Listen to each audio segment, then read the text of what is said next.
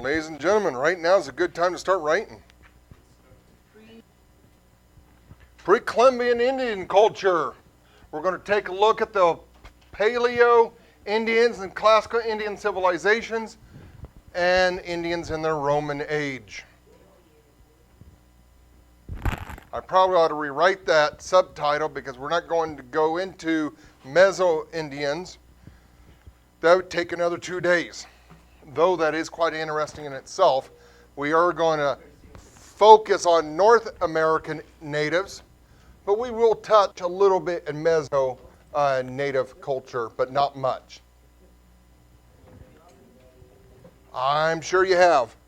So if you want to go into details and go take Garcia's Spanish cultures.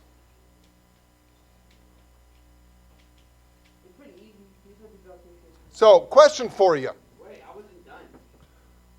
Got to be fast. Welcome to my class. Yeah, bro, you don't back up.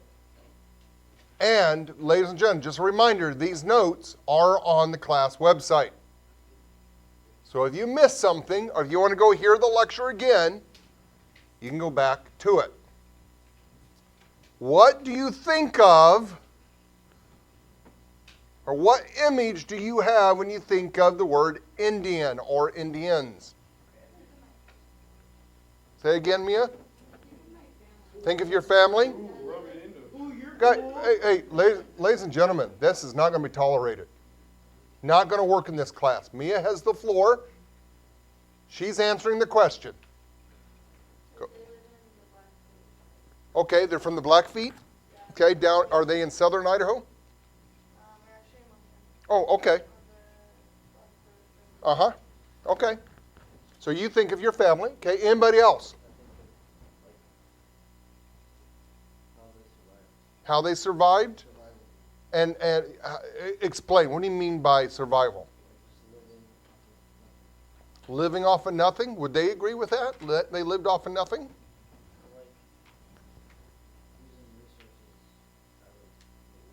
Okay, using natural resources that they find out and about. Okay, fair enough. Anybody else? When you think of Indians, what comes to mind? Is that what comes to mind? There's an Indian in there. Is that what comes to mind, that image? Yeah, Okay. Okay. Well, how about this? None of your answers are incorrect, but does this maybe come up in your mind? No? Yeah, more or less. To a lot of people, yes.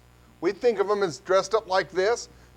They were definitely considered uncivilized. We're going to talk about why that was. Not saying that they were uncivilized. Certainly, from a European perspective, they were, but we're going to talk about that. But some people see them like this, or that's the image. Some people see it as this: the Lone Ranger and Tonto. In the 1950s, when this was popular, 50s and 60s, a lot of people see natives like this.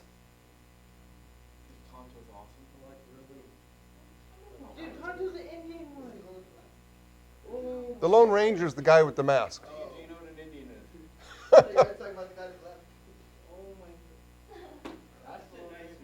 Well, what about this girl? Pocahontas, right? How many have seen Pocahontas? Yeah, a lot of you, yeah. By the way, the whole Disney story's Bull, yes. Yeah, I learned about it I'm like, wow, she was that young and she married like a 30-year-old. Yeah. That was very common too back then. She married a guy in her tribe. Her second marriage was John Smith. I was going to say John Smith came by later. No, he died. There was really no such thing as divorce in their cultures. Well, probably got sick, because as we're going to find out here. In reality, the pre-Columbus Indians were very diverse. Now, one thing we have to distinguish here is a vocabulary word: America, or Americas. The America and Americas is referred to as all of North and South America. When it's Americas, it's both North and South America. Not the United States. The United States of America does not exist yet and will not for another almost 300 years. North and South America was referred to as the Americas. I will make a distinction when we're talking about the regions as North American natives or North American Indians or South American. So you understand kind of the difference. There is a difference. No. Between North and South. Understand when we're talking about Americas, we're referring to as North and South America. Just as there are major people groups in the world, the American Indians were going through a major change in their own culture. Any idea when we say pre-Columbian period, what are we referring to? But when did Christopher Columbus come? 1492. That's right. This is before 1492.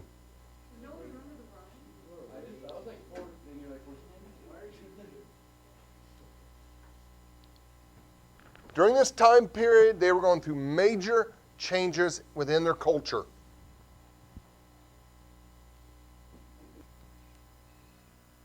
Like in Europe, or it's like as if Europe had a full invasion of its people around 500 AD. Okay, 500 AD in Europe, they were very primitive. So when the Europeans arrive, the natives to them, because the Europeans are so much more advanced at this point, look to them as if they were very uncivilized. It's like they're going through their own dark age that the Europeans had already gone through 1,000 years earlier. And technically the dark ages for the Europeans were 1200s, 1300s, but the point is, the natives are where the Europeans were in about 500 AD. The invaders began at the height of their advancement. They were going against people who were at their lowest. Almost like if we went into battle with our military today against the British Army of 1776.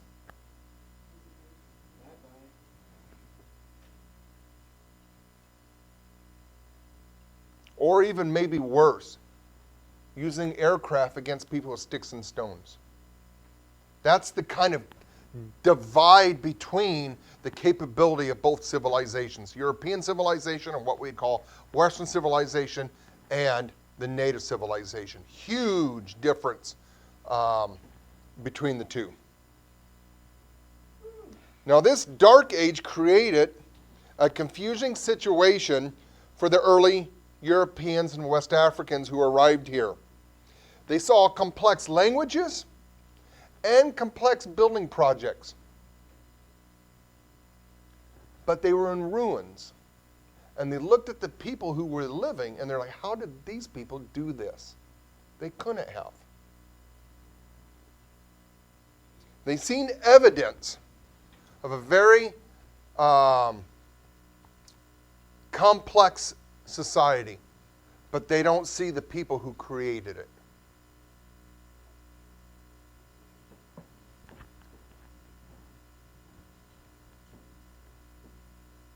I'll explain why here after you write this down. We'll do it through pictures.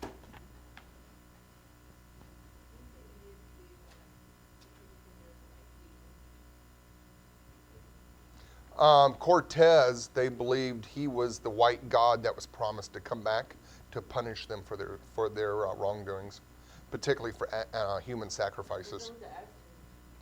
That's what I meant, Aztecs, yes. Well, Cortez is the ones that conquered the Aztecs. I just have to give age right. Hard to stay woke. You actually like. You woke up and, hey, I know this one.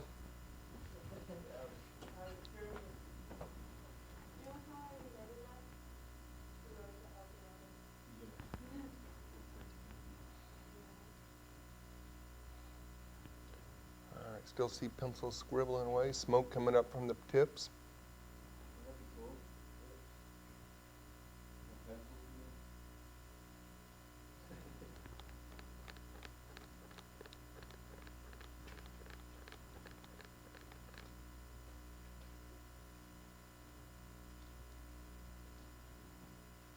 done there, Mia? Okay. Hannah? Sam? What's that? Okay.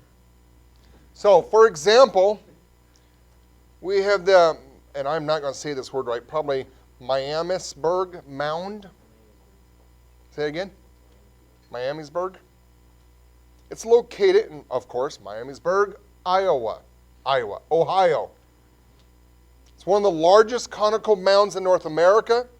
It is a burial mound built by people that archaeologists have called the Oneida culture, somewhere around 800 BC to 100 AD. The natives that live in this area, when Europeans arrived, certainly did not build this monster hill.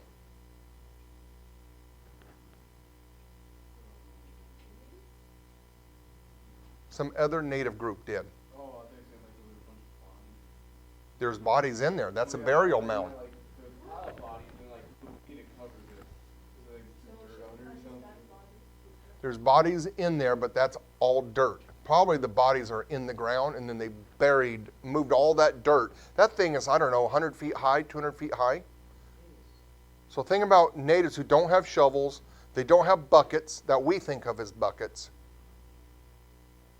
How did they do that? Well, the Indian culture that was living at the time when the Europeans arrived did not do that. Some other Indian culture did, but not the group that was living there at the time. Much older, yeah, 800 BC. Yeah, well, some make that argument. Here's another one, the Serpent Mound. This one is in Adams County, Ohio. It's thought to have been built by the Fort Ancient culture around 1000 to 1600 AD.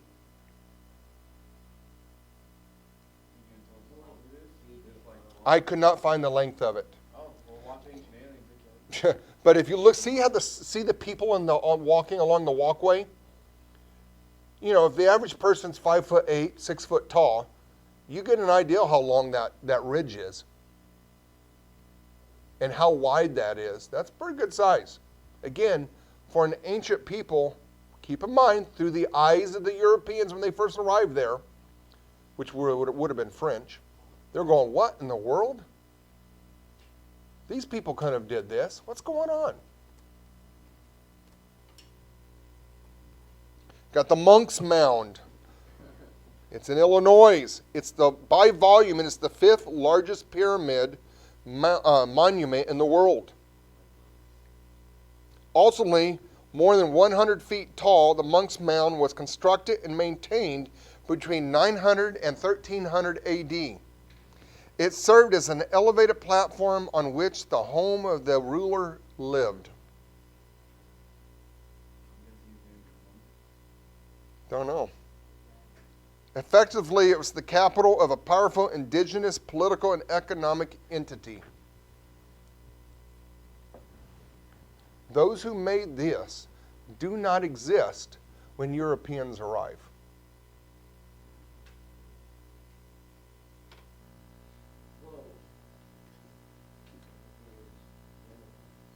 The Fort Ancient Earthworks. A series of earthen embankments that extend for more than 3.5 miles along a high bluff along the Little Miami River in southwestern Ohio. The earthworks were built by the Hopewell culture between 100 BC and 400 AD. It is a Latin. It's the year of our Lord, referring to approximately, so BC ends approximately when Christ was born. And the year of our Lord, being Latin, is marking the start of the new age. Nowadays, you will hear it called BCE and CE, because heaven forbid should we mention Christ in anything. And so they have the marker is the same, the birth of Christ. They just don't mention Christ. BC is before Common Era, and CE is Common Era. But the starting points are all the same. What's that? It looks like a person with big old feet. Looks like something. I don't know what it is, but The point is, the people that are living when the Europeans arrived did not do this. All right. So who are the American Indian? Now we're going to refer to North American Indian. Well, not quite yet. Let me rephrase that. The American Indian should be the Americas, or Indians in the Americas, because this all begins, even for the natives in South America, it starts the same way. But the question is that where? It should be where. That should not be where. Were they always living in the Americas? Were these indigenous people always living in North and South America? That's a question, not rhetorical. Have they always lived here? Maybe? No? Anybody think yes? Okay. The answer is no. They have not always lived here.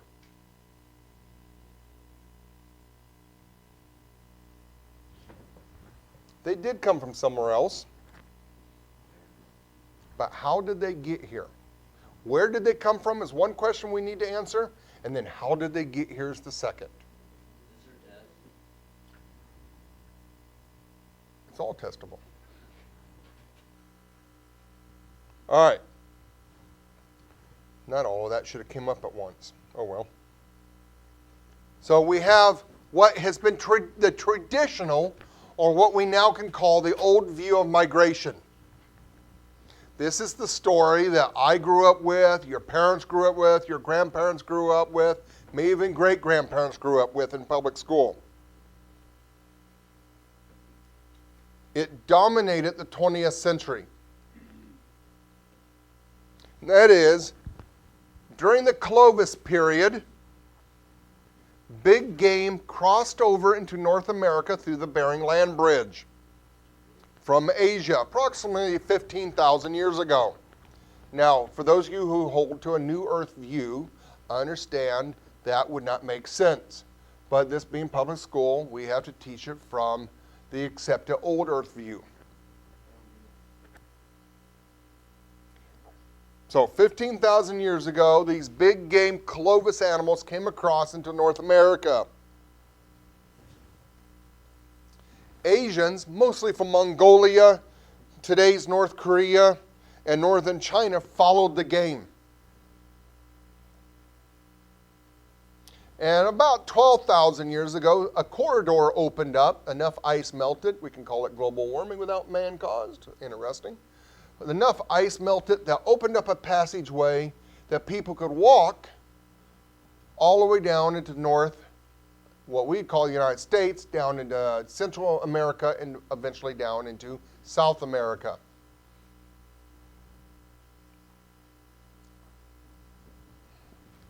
So if you know anything about geography, the Bering Land Bridge that name comes from the Bering Strait, which is a slice of ocean, the Bering Sea. So it's not really an ocean, it's a sea, but the Bering Sea, which is located between Alaska and Russia. And at its narrowest point, it is 90 miles to land, which is over by Nome, Alaska. On a clear day, you can look across and see Russia. Now, that ice gets thick enough that military vehicles have driven across from Russia to Alaska. I'm sure we've done the same. So there is no doubt human beings can walk across it. In fact, they do. There is some thought that perhaps the water levels were low enough that it was actually dry, and they could walk across on dry land. But they are pretty sure, they being archaeologists, anthropologists, and accepted science, do believe that this theory is correct, that people did come into North America and then into South America through the Bering Land Bridge. Whether it was dry land or frozen, they came across at this point. And these were Asians in particular, Northern Asians. So this is the old view. This is the Bering Land Bridge theory. This is one of the theories you're going to have to identify. Either identify or explain or both.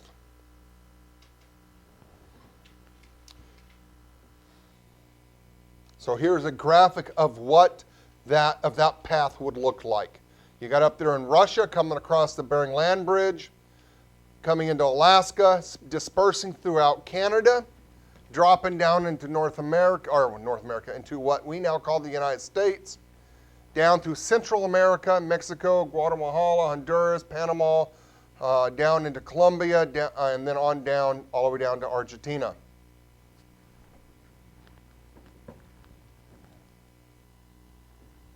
But then how did their, like, physical features change? That's a good question. How did they change? Well, I think we're going to have some answers to some of that in these next couple of theories.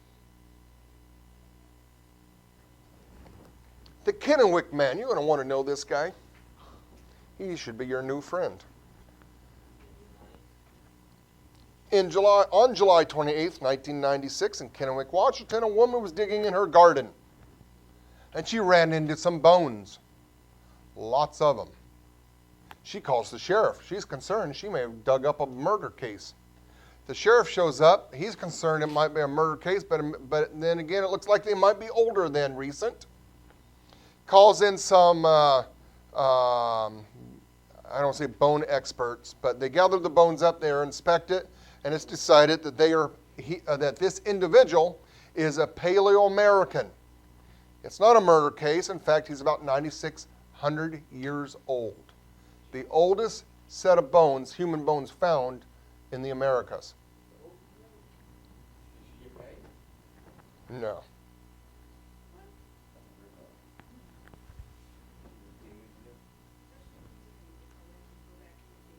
Dig her garden up, yeah. Yeah, I'm sure she didn't get a whole lot of gardening done that summer. Nope. Because once that happens, they shut everything down. Paleo-American, 9,600 years old.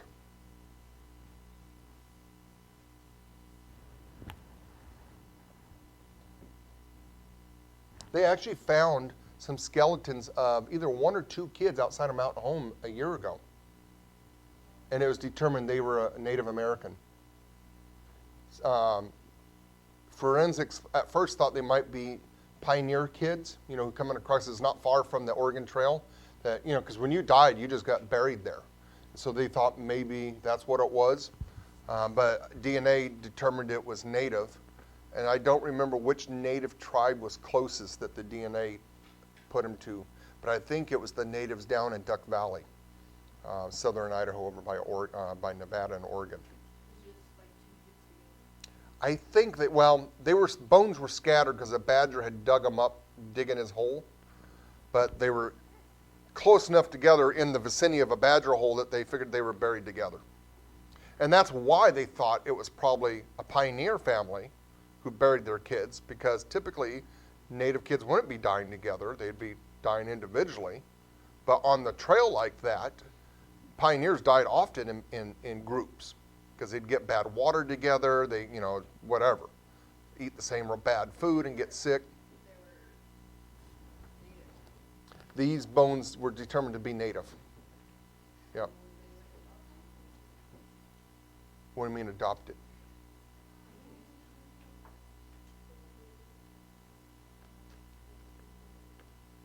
Yeah, these were buried before I think they figured these bones were a couple hundred years old. So here are the bones of the Kennewick man. Well, I believe, if I'm not mistaken, he is the most complete collection of humans' bones of this time period. Well, not only of this time, you're going to find out why it's so unique because of this time period, but of Paleo-American. But what threw everybody for a loop was that pelvis. It is in pieces, but the shape of it and the width of it, they thought was Caucasian. That sent the entire anthropologist community into a frenzy, because Caucasians should not be in North America for thousands of years before, right? 1492 would be the soonest. Certainly would not be in Kennewick, Washington in 1492. So they're thinking, wait a minute, maybe our assumptions are wrong. Caucasians come from the Caucasus Mountains in Europe. Caucasian does not mean somebody from Great Britain or Germany, but Caucasians originated from the Caucasus Mountains. I'll show you where that is on a map on the next slide. Because of this, they're thinking this is a Caucasian man. We have to rethink what we thought was true.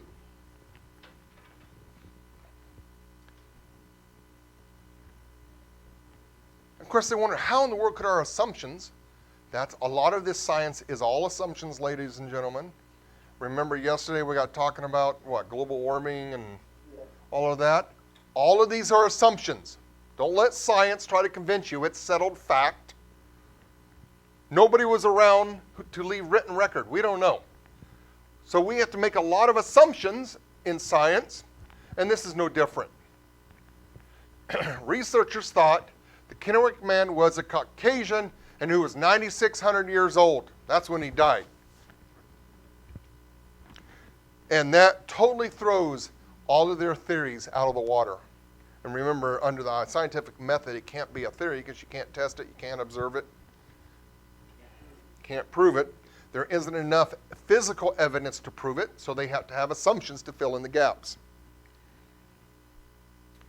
Because this individual must be Caucasian because of his bone structure, we have to rethink our assumptions.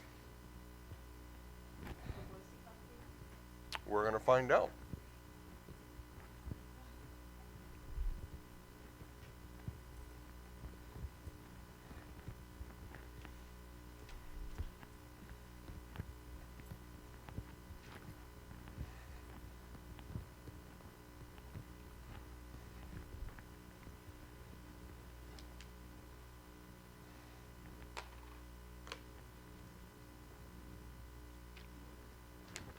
Anybody else still writing? Casey, take your hoodie off, my man. It's hot in here anyway. I don't know how you can be bundled up.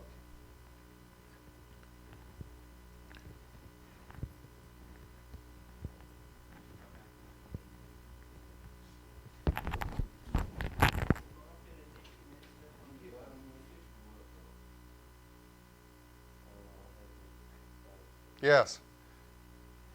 Could the old assumption be wrong? That last sentence is incorrect.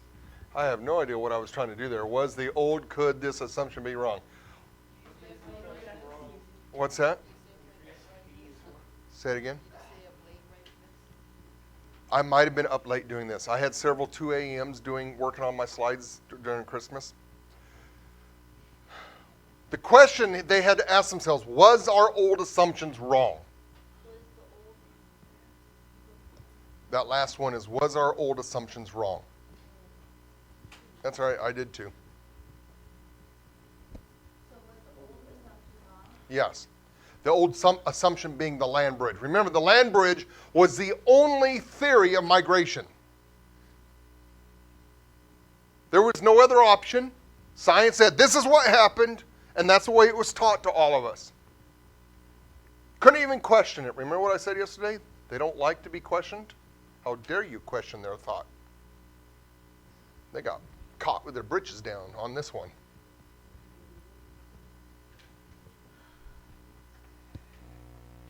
The Caucasus Mountains. Well, let me mark where that is. Right here. There's a mountain range here, and there's a nice valley running right through here. The Caucasus is where supposedly Caucasian individuals originated from. You got the Caspian Sea over here. This is Turkey here, Black Sea. Europe is over here. Africa's down here, Mediterranean, Spain. Whoops, get back. Spain's over here. Russia, by the way, is right. Let me get my pointer back. Yeah, this is all Russia here. In fact, even into here is Russia. Yes.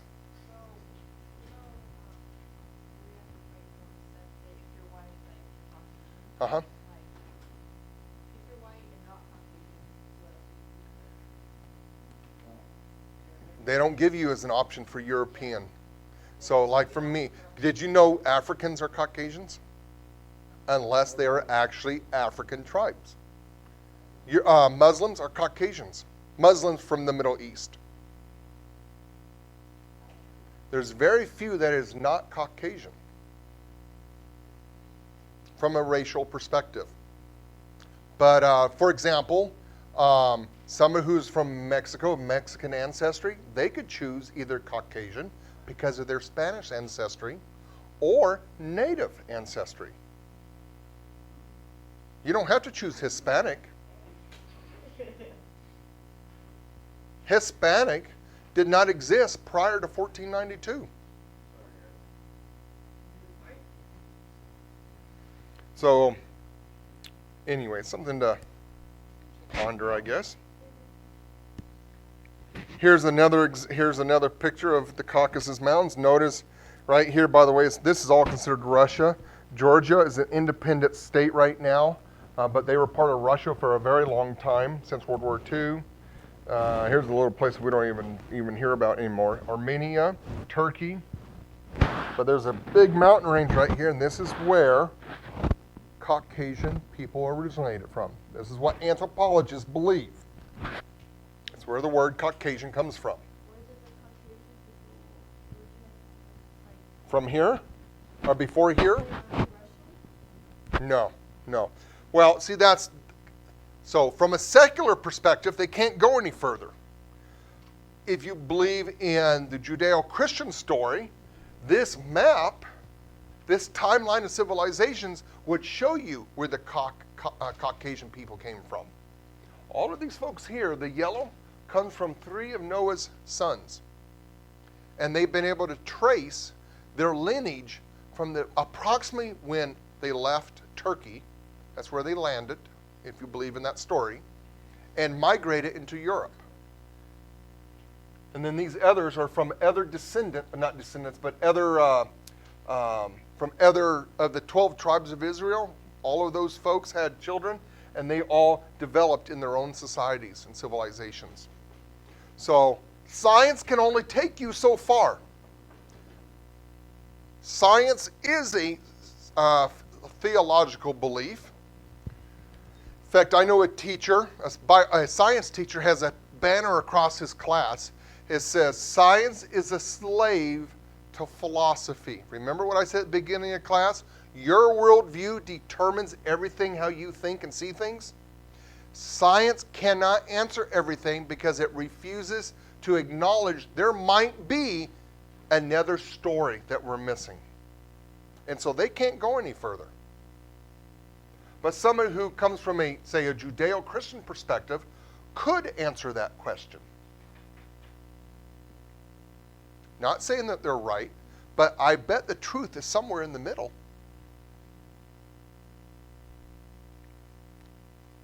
We don't, from a public school perspective, I don't know where they originate from before this, whoever asked that question.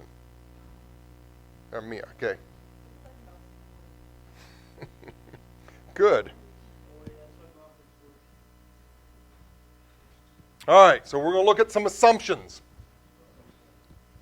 All populations in America, Indians, prior to 1492 were genetically descendants from 3 people groups of 50 to 150 people. Now, why 100? Why up to 150 people? Carrying capacity. Carrying capacity is a biological term that a certain area can only sustain so many individuals, so many animals living on it. You can't feed enough animals on it if you get too much in one area, right? Look at cattle ranching. You can only have so many cattle on 50 acres or 100 acres or 1,000 acres of land because it will only feed so many animals. Same thing with human beings. An area can only sustain so many human beings. So anthropologists believe 50 to 150 people was the max that an area could sustain at one time as people traveled. So their first assumption is 50 to 150 people migrated in basically 3 big groups, And all natives were descendant of these three groups.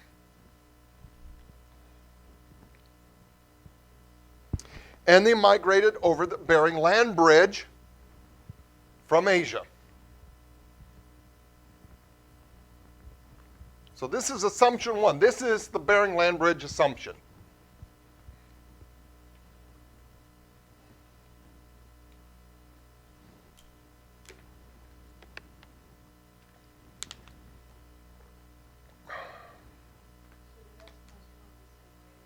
Yes. Eskimos are a different group of people than, say, natives. And not all First Nation people in Alaska or Canada, for example, are Eskimo. In fact, Eskimos get very upset if you call them natives. They are not natives, they are Eskimo. Completely different in their minds. To somebody like us, maybe it's not different, but it certainly is to them. Eskimo means something to them. I don't know the culture well enough to know what it is. I just know that when I'm talking to someone who I think might be native in Alaska, native being not Caucasian, I want to know, are they Eskimo or are they native? And I'm not going to make the mistake to assume they're Eskimo. Oh, no. In fact, Eskimo is a very small minority up there. And you can't, unless you know the difference, unless you can tell you've been around them, you can't tell, the average person can't tell the difference. They look native to you. But it's like when you go to China, all Chinese look the same to you. When you saw him, what does he look like? Any of these look the same. And they say the same thing about us. But when you're there long enough, I can now tell the difference between a Korean and a Japanese and a Chinese. I can't tell the difference between a northern Chinese and a southern Chinese. It's the shape of their faces. It's the eye. Yeah, there's some nuances about them that look different. But you have to be around it long enough to recognize it. Oh, I can just see that being like a TV game. Name that Chinese. Yeah, there you go. Name that race. Oh, do we need to talk about race? No, let's talk about a TV game called Name That Race. We'll talk about race at another time. That's another problematic thing we have in this country. What do you mean Ethnicity, that's right. All right, Kennewick Man. We've got this wonderful tool, our discovery called DNA. 1950, I think it's 1953 or 1957. Dr. Watson and his associate discovered the helix of DNA. We now can test DNA, and we have far better testing now than we did 20 years ago. It was determined he was not Caucasian. He was in fact Japanese. The first time they had definitive proof some other ethnic group was here who was not from mainland Asia. Oh, that's a great question, Natalia. How did he get here? We're going to talk about that. Not only is he Japanese, but they were able to zero him down to a particular samurai clan. This particular samurai clan ended up coming to its highest power. They were the last samurai clan in power in Japan. And their control ended, I think, did I put it in my notes here? They were in prominence between 1185 and 1868. So the 47 Roman. What's that? Tom Cruise, 47 Roman. You know the movie with the last samurai? Yes. Yeah, there you go. And this, it so happens, is their family crest, what we would call in European terms a family crest. This represents the Innu? I can't say their name right. Innu clan? Innu-shi. Now, I looked it up to see if I could get the correct pronunciation. Innu-shi. Shia? She. I don't know. Where's your note, Spencer? Good luck. I'll be teaching it in August. Summer school. Boneless wings is chicken nuggets. Yes, they are.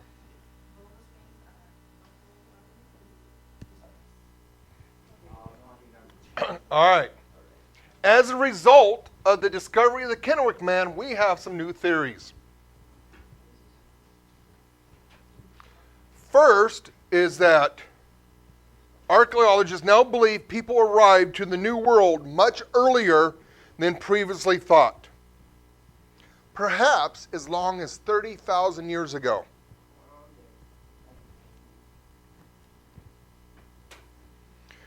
The Bering Land Bridge theory still stands. It's estimated that was used about 12,000 years ago. But the new theory, what is now called the Proto-Japanese theory,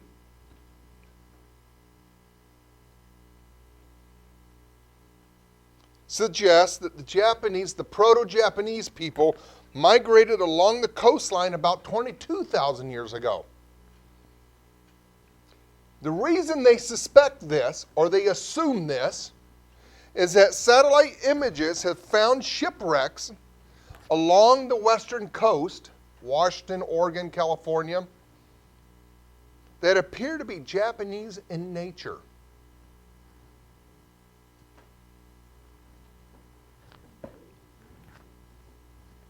So they've got hard evidence, DNA, and that's the best evidence you have right there. So that then you know they're here. The next question, like Natalia asked, how did they get here? They believe the images they see in the satellites, looking at the ground along the shoreline, and the best time to go looking for wrecked ships is after a major storm. Yep, all that sand's been washed off, things have been stirred up, and they take photos, they take images, and they're seeing things, I don't know if it's underwater or in the sand, what it is, but they believe what they're seeing is ships that resemble the same ship style and design that of Japanese people, of Proto-Japanese. So they believe, they know they're here, Japanese people are here, Proto-Japanese, excuse me, are here. They believe they got here by sailing. Not the first to sail, but they certainly are very early seamen. Because they're not, it's like we're going to get into Proto-Caucasian next. Because they're not in the form, it's because our bodies, we've changed as human beings. We don't look the same as we did even 100 years ago. 100 years ago, my height would have been tall. Seriously. It's tall. So we have changed. So when we say Japanese, they're not Japanese that we know of them as today. They are pre-Japanese, if I can say it that way. They might be. If we was to get into the Olmecs down in South America, when you look at with the sculptures they carved, they look like Africans or Samoans. Nobody knows what those people look like. Not all Japanese are small. Like my she's dating this guy who was like he's half Japanese and half something else, and he is huge. Yes, Japanese are one of the taller Asian groups, one of the bigger Asian groups.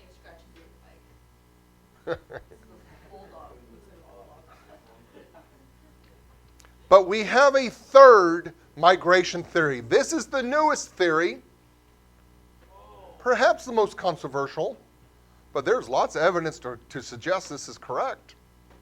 And that is the Proto-Caucasian European migration. That is the newest migration, and that is suspected to have occurred about 10,000, give or take, years ago.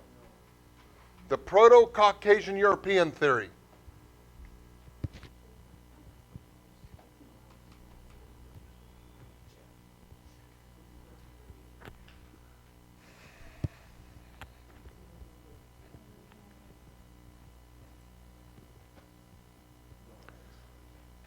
The Proto-Caucasian theory, the Proto-Caucasian European theory, comes from reports of Native Americans in North America in particular. I don't know of any of these accounts in South or Central America, only North America.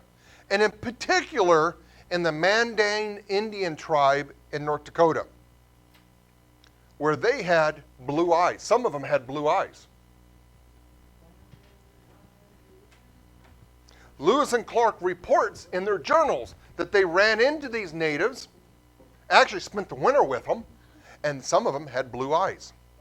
That was astonishing to people. If you're not going to write, keep it quiet, okay? Because remember, everybody gets to hear you fooling around. You're not gonna write, act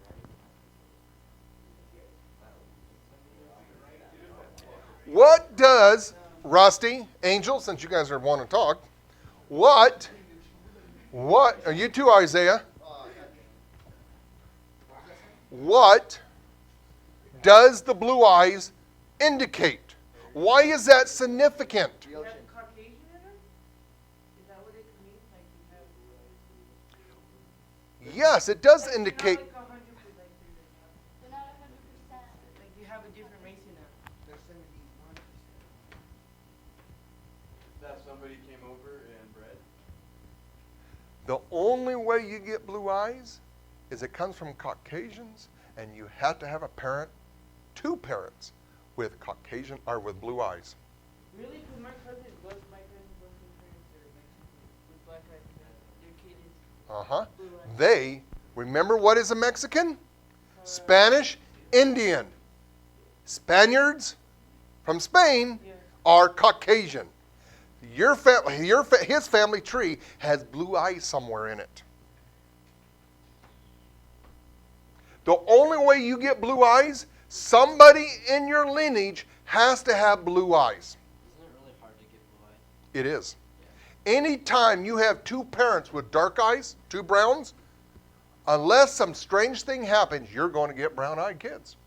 Or black-eyed. Well, hopefully not black-eyed, I guess, but brown-eyed. Dark is always dominant over the light in biology. So if you have a Native American child with blue eyes, that indicates two parents somewhere in that lineage has had blue eyes. There is no other way around it.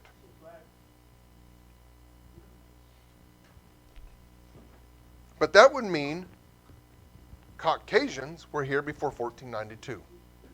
Now, some people think Vikings were here before 1492. There's some evidence to suggest that might be, in fact, the case, and they went as far as the big lakes in Minnesota. There is some physical evidence carved in rocks that one can make a case for that. But there's not much. It's not definitive. It's definitely a possibility. We do know Vikings got to Iceland, got to Greenland, even got all the way to Newfoundland in Canada. How far in did they go? We don't know. What we do know is they are water-faring people. They could have taken the St. Lawrence River all the way into the Great Lakes. Once you get to the Great Lakes, you are opened up all to the Ohio River Valley. We don't know how far they went because they ended up dying off.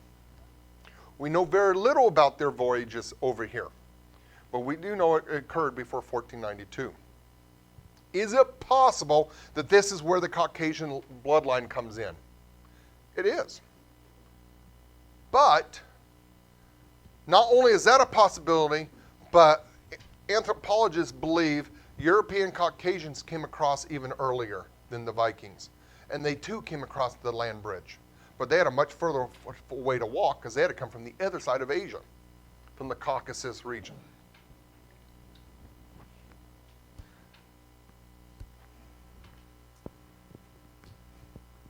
Do I need to go on? Did you write this? So, the evidence we have of Caucasian migration to the New World prior to 1492 is the blue eyes of the Native Americans in North America, particularly the Mandan Indians. Yes, Landon. There's something there. I don't know whose that is.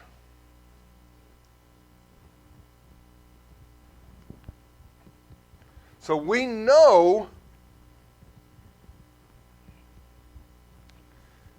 I want to be careful how to say we know, because science would have said they knew that only the Bering Land Bridge was the way people got here. We now know that's not correct. Their assumption, we have a strong assumption that Caucasians came this way. Now, I do question this, and here's why.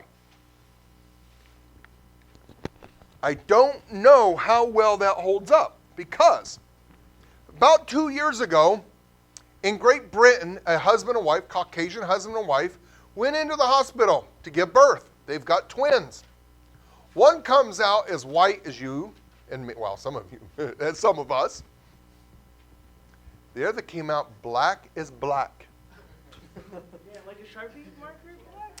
Like a Sharpie marker black. Damn, that's dark. They did DNA testing, as the dad would probably want to have done. Same father. How is that possible?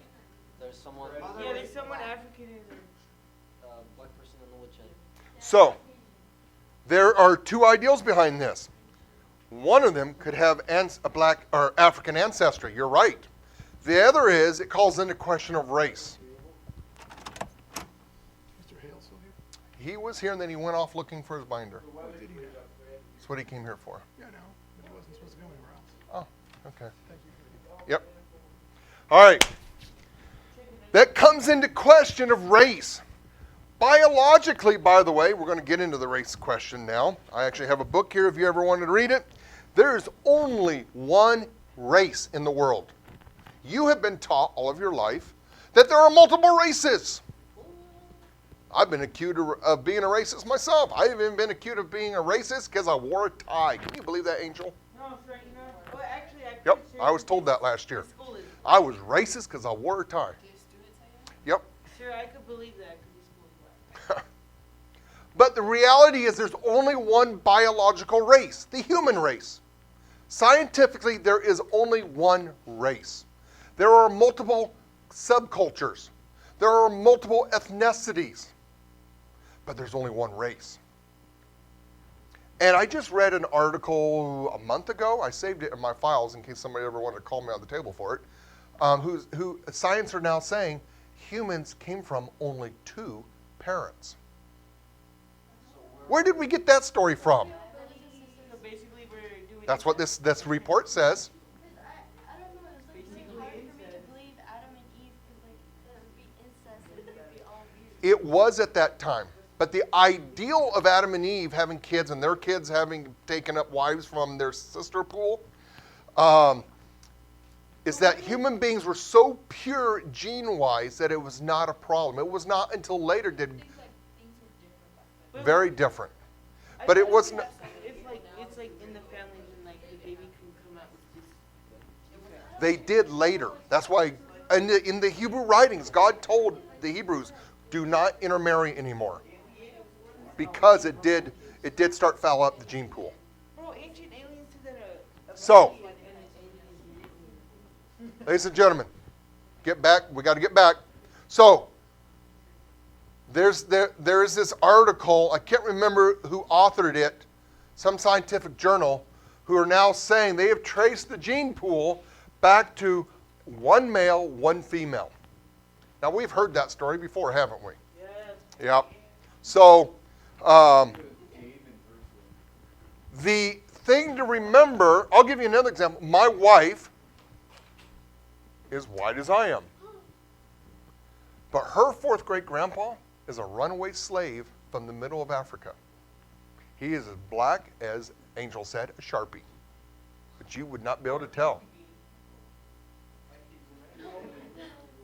So if her and I was to have kids, there's a good chance somebody would be looking at me with some strange looks. You know what I'm saying? Because the gene pool is such that it's very likely with me with blue eyes, that kid probably won't have blue eyes coming out. Okay, blue eyes is a recessive gene. So to get blue eyes in a child, you have to have blue eyes somewhere in that lineage. And in fact, mine comes from my great-grandpa. Nobody else in my family, my twin and I have blue eyes, but nobody else do. So, we're the lucky ones. And when my hair used to grow and it was longer, it had wavy curls in it, just like my great-grandpa. Nobody else in our family had curly hair. Just me. Nope. Well, he's never grown his hair long. I don't know. Oh, so it could possibly, well, not anymore. Yeah, I'm a little thinner than he is, but. So,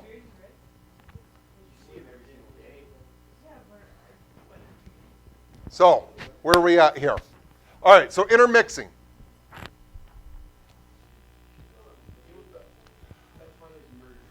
All right, so this put these three theories together. You have the standard land bridge. That's the yellow.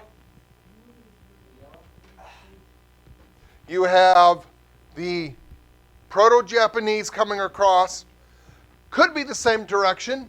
Could be more along the western coast. Let me get my point up here. Instead of coming across like this, they could have come from Japan, sailed over. By the way, it's shorter to go this way up and over than it is straight across, and landed in this area. It is thought that perhaps the Olmecs came from the South Pacific across to South America. Olmecs. Yes. Uh-huh. The European Caucasian theory, it is thought, especially if it's Vikings, they would have traveled island hopped from Iceland to Greenland over to Canada and entered the United States, what we call the United States today. They could have, of course, went through the Great Lakes this way and then got down in here to the North Dakota, which is where Lewis and Clark ran into them. Oh, yes. Oh, yes. Oh, yeah, 90 miles. So, here's the thing. We like to call it theories. Remember, all they are is assumptions. We find another skeleton, we find another piece of artifact, it could change all of this all over again. We don't know for sure how people got here. DNA has solved a lot of those questions because we can test people with DNA and find out their ancestry. We know natives came from Asia. Okay, we know that, especially like the Blackfeet, Nez Perce, the Incas, Mayans, those are all Asian descent.